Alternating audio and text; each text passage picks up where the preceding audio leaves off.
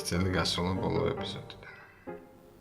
გამარჯობა, მე ვარ დავით ლომიძე. ზოგსავარაუდოდ გახსოვართ ერთ დროს აქტუალური შემეცნებით სამეცნიერო გადაცემა ვაკუუმიდან, რომელიც 1 წელს წინ შევწყვეტეთ. და რამე თუ ამ დროის მანძილზე YouTube-ის ქართულ ნაწილში არ შექმნილა მსგავსი ტიპის გადაცემა და მეც ესე რომ ვთქვათ, არ დამიკარგავს ინტერესი. გადავწყვეტე მსგავსი, თუმცა ბევრ რაღაცაში განსხვავებული გადაცემის გაკეთება. უსახელო გადაცემის გაკეთება. რამეს თუ მოიფიქრებთ, კომენტარებში დაწერეთ და გადავხედოთ. კარგი, ეპიზოდის სათაურიდან მიხვდებოდით, რაზე მექნება დღეს საუბარი, თუმცა სიმართლე გითხრათ, პირველი ეპიზოდის ამ თემაზე გაკეთება არ მინდოდა, მაგრამ დღევანდელი სიტუაციიდან გამომდინარე ვიფიქრე, ეს უფრო გამოსადეგი ინფორმაცია იქნებოდა, ვიდრე ის, რაზეც თავდაპირველად ვაპირებდი პირველი ეპიზოდის მომზადებას. და იმედია იმ მომენტისთვის, როცა ეს ეპიზოდი გამოვა, ეხლა კი 22 იანვარია ჩაწერის მომენტში. ეს თემა უკვე აქტუალური აღარ იქნება, იმედია. და აქვე პატარა გაფრთხილებაც. ამ ეპიზოდში მე არ ვისაუბრებ არაფერი ისეთზე, რასაც ჭირდება კონკრეტულად ექიმის კვალიფიკაცია ან ცოდნა, იმიტომ რომ მე არც ექიმი ვარ და არც არანაირი სამედიცინო განათლება არ გამაჩნია. ვისაუბრებ მარტო ისეთ თემებზე, რაც ბიოლოგიურად დამტკიცებულია, ადვილად მოსაძებნია ღია წყაროებში და ახსნელია ჩატარებული კვლევების საფუძველზე. ჩემს მიერ განმოცემულ ყოველ ინფორმაციას გააჩნია თავისი წყარო, რომელთაც ვიდეოს აღწერაში დავტოვებ და ასევე გამომდინარე იქიდან თუ რა მომენტში რა თემაზე მექნება საუბარი, ვიდეოს კუთხეში გამოჩნდება წყაროს მიმთითებელი ნომერი ან რამე მსგავსი, რითაც მიხვდებით რომელ წყაროზე მაქვს საუბარი, შეგეძლებათ გადახვიდეთ, გადაამოწმოთ და დამატებითი ინფორმაციაც ამოიკითხოთ. კარგი, მაშაცადა მე ვირუსი. პირველი ასოცირება, რაც შეიძლება ადამიანს ამ სიტყვის გაგონებაზე გაუჩნდეს, ეს არის სურდო, ანუ გრიპის შესაბამისად, მაღალი სიცხე, ხველა და კიდე სხვა რამ, რაც რეალურად არის მხოლოდ სიმპტომები, გამოწვეული გარკვეული მიკროარსებისგან, რომელსაც უშუალოდ ჰქვია ვირუსი. და ამ შემთხვევაში სიტყვა არსება ბრჭყალებში იმიტომ ვიხმარე, რომ ვირუსი ბაქტერიისგან განსხვავებით არ არის ცოცხალი ორგანიზმი. ზოგადად ჩამოყალიბებული კრიტერიუმები იმის განსასაზღვრად თუ რა შეიძლება ჩაითვალოს ცოცხალ ორგანიზმად და რა არა, არ არსებობს. ყველა მეცნიერს თავისი მოსაზრება აქვს, მაგრამ ყველა მაინც ერთ რამეში შეთანხმდება, რომ თუ გინდა ითვლებოდე ცოცხალ ორგანიზმად, უნდა აკმაყოფილებდე მინიმუმ 2 კრიტერიუმს.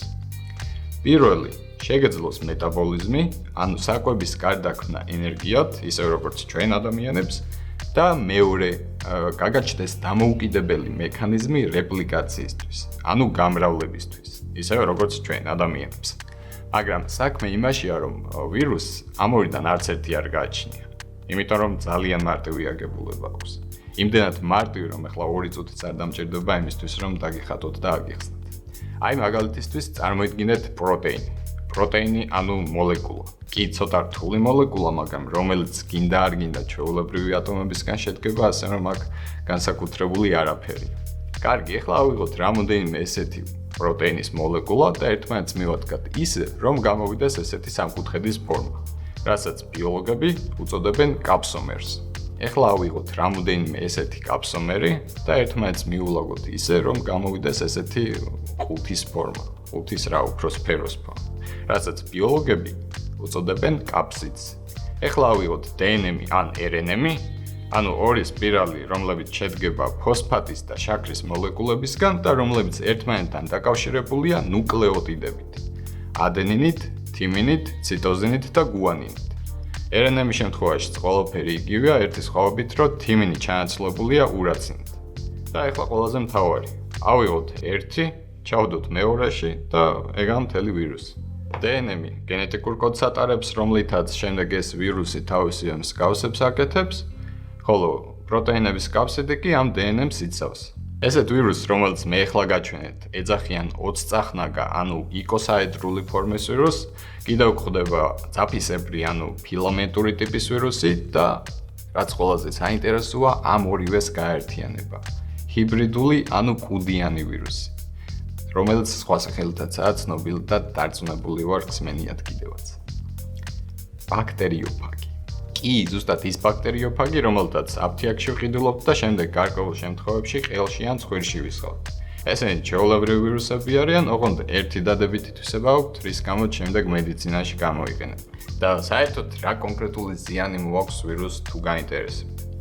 გახსოვთ, თავიდან ვიძახდი, რომ ვირუსი არ არის ცოცხალი ორგანიზმი თქო. ანუ არ გააჩნია დამოუკიდებელი მექანიზმი რეპლიკაციისთვის თქო. გამრავლებისთვის. კი, ეგ მართალია, მაგრამ ისიც ფაქტია, რომ როგორღაც მრავლდება. ჩვენ ხარჯზე, უბრალოდ ჩვენი უჯრედების სიკვდილის ხარჯზე. და აი როგორ.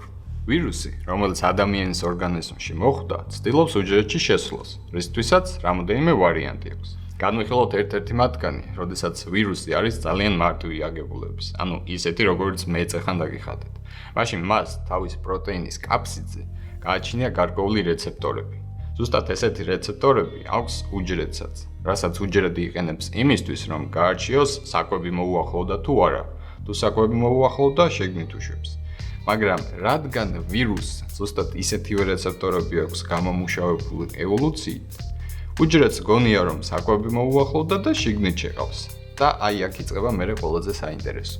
შიგნით მოხვედრისთანავე ეს უჯრედი იძრობს თავის პროტეინების კაფსიდს, უჯრედში არსებული რესურსებით აკეთებს თავის მსგავს ახალ DNM-ს ან RNM-ს მომავალი ვირუსებისთვის და ერთ RNM-ს აგზავნის უჯრედის ცილის სინთეზატორში, ანუ რიბოსომაში. უჯრედის რიბოსომაში არსებულ RNM-ს თავისი RNM-ით ანაცვლებს, რაც იმას ნიშნავს, რომ ამ მომენტიდან ეს ჩვენი უჯრედი უკვე ვირუსისთვის იწყებს კაფსიდის კეთებას.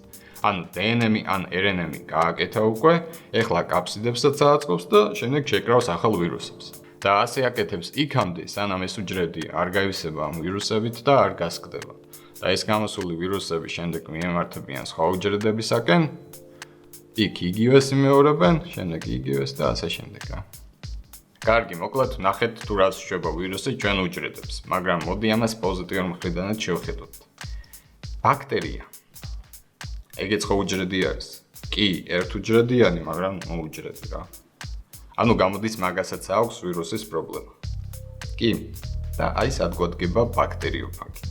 პირველად ეს ტერმინი 1917 წელს ფრანგ-კანადელმა მიკრობიოლოგმა ფელიქს დერელმა იხმარა, რომელმაც ერთი საინტერესო რამ შენიშნა, რომ ბაქტერია, რომელიც ნაწლავის ინფექციურ დაავადებად დიზენტერიას იწვევდა, რაღაც უხილავი მიკრობის ზემოქმედების შედეგად კვდებოდა. იმ დროს რახან ელექტრონული მიკროსკოპი არ არსებობდა, მეცნიერმა ვეც ვირუსს დაინახა, მაგრამ ივარაუდა, რომ არსებობს ბაქტერიაზე გაცილებით უფრო პატარა მიკრობი, რომელიც ამ ბაქტერიას კლავს. და შესაბამისად, ამ უხილავ მიკრობს ბაქტერიოფაგი, ანუ ბაქტერიის მჭამელი დაარქვა. მოკლედ რომ ვთქვათ, ბაქტერიოფაგიც ჩვეულებრივი ვირუსი არის, რომელიც არა ადამიანის უჯრედს, არამედ ბაქტერიის უჯრედს უკეთებს იგივეს, რასაც სხვა ვირუსები უკეთებენ ჩვენსას. ასე რომ როგორც იტყვიან, ჩემი მტრის მტერი, ჩემი მეგობარიაო. ბაქტერიოფაგები მედიცინაში დამკვიდრდა და იმ მოვლენას, როდესაც ვირუსი ბაქტერიის წინააღმდეგ არის გამოყენებული, ფაგოთერაპია დაერქვა. ხათაშორის ამ ეპიზოდისთვის რო წერდი სცენარს, 1-2 წყაროში წავაწყდი ესეთ საინტერესო ინფორმაციას, რომ თურმე სოფლიოში პირველი ბაქტერიოფაგების სამეცნიერო კვლევითი ინსტიტუტი 1923 წელს სწორედაც რომ საქართველოში დაარსებულა. ბატონი გიორგი ელიავას თაოსნობით. და დღესაც ბაქტერიოფაგებს ფაგოთერაპიის მიზნით აწარმოებს მხოლოდ 3 ქვეყანა: საქართველო, პოლონეთი და რუსეთი. კარგი, ახლა თავდაცვის მექანიზმებზეც ვისაუბროთ და მოვჩით. ისე ეს ბოლო 2 თვე თუ დააკვირდით H1N1 დაავადებულთა რიცხვმა რაც იმატა, ყველამ სამედიცინო პირბადის ტარება დაიწყო. მეც ასევე. ერთ დღეს დაჟე მახსოვს სამსხურში წასვლამდე 5 აფთიაქში შევედი პირბადეზე და ძლივს ვიშევა. ყველგან გაყიდული იყო. მაგრამ საქმე იმაშია, რომ საერთოდ რამე აზრი თუ აქვს ამ პირბადის ხმარები. პირველ რიგში თუ შენ ხარ დაავადებული ან თუნდაც სიმპტომების მატარებელი, მაშინ კი უეჭველი 1000%-ით უნდა გაიკეთო პირბადე, რათა ტრანსპორტში ან ნებისმიერ დახურულ გაუნიავებელ სივრცეში არ გაოცილო შენი ვირუსი. ტრანსპორტში ხო ვაფშე მარაზმია, იმენა ზოგს ვაფშე ფეხებზე კიდია დახურებასთან დაცამინების დროს სახეზე ხელი საფარება. ლამის ზეთ სახეში გახველება. ანუ ეს პირბადე, რასაც ჩვენ ახლა ვხმარობთ, არის სწორედ მაგისთვის შექმნილი, რომ სხვებს არ გადადო შენი ვირუსი, რაც 2013 წელს მერილენდის უნივერსიტეტის კვლევამაც დაადასტურა.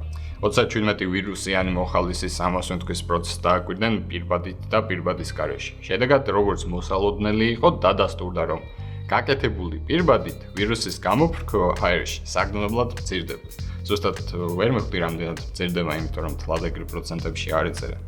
წყაროში არის ლინკიც და შეგიძლიათ გადამოწოთ თუ რამის გარკვევთ მითხარით. მაგრამ მეორე საკითხია თავდასხმის მიზნით თუ გიშველის რამეში. და აი აქ ცოტა ცუდად არის სიტუაცია, რადგან ჩვეულებრივ პირბადეს, რაც არ უნდა იცადო, ისე იდეალურად მაინც ვერ გაიკეთებ, რომ ჰერმეტულად მოგერგოს. ანუ გვერდებიდან ან ზემოდან მაინც დარჩება ადგილი, საიდანაც ჩასუნთქვისაც რამე ნაწილაკები მაინც შემოვა. ამიტომ თავდაცვისთვის არსებობს სპეციალური N95 ტიპის რესპირატორული პირბადე, რომელიც ავერსში რო გავიკითხეთ ახლა, ეგეთი რამე ვაფშე არ შემოგვაქვს. არადა, რომელიც გაცილებით უკეთესად ეკვრის ხვირპირს და როგორც 2006 წლის ამერიკის ინფექციური კონტროლის ჟურნალის მიერ გამოქვეყნებულ კვლევაში გამოჩნდა, ესეთი პირბადე მავნე ნაწილაკების 95%-ს აკავებს. მაშინ, როცა ჩვეულებრივი პირბადის შემთხვევაში ეს რიცხვი 15-დან 80%-მდე მერყეობს. ანუ ჩვეულებრივი პირბადე არც თუ ისე სანდო არის, როგორც ჩვენ მიგვაჩნია. მაგრამ მე მაინც ჩემ აზრზე დავრჩები, რომ არაფრის კეთებას ესეთი დაცვის კეთება მაინც ჯობია, თუნდაც 15% შეაკავოს. მით უმეტეს მაშინ, როდესაც სასიკვდილო ვირუსის აკიდების საშიშროება.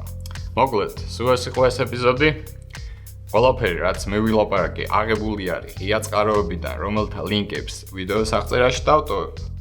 ასევე ამ ეპიზოდში მე არ მისაუბრია HIV, ანუ შიცის ვირუსის მუშაობის პრინციპზე და ასევე ებოლას ვირუსის მუშაობის პრინციპზე, რომლებიც ასევე საინტერესოა და კიდევ წაიკითხოთ, აღწერაში იქნება ლინკები.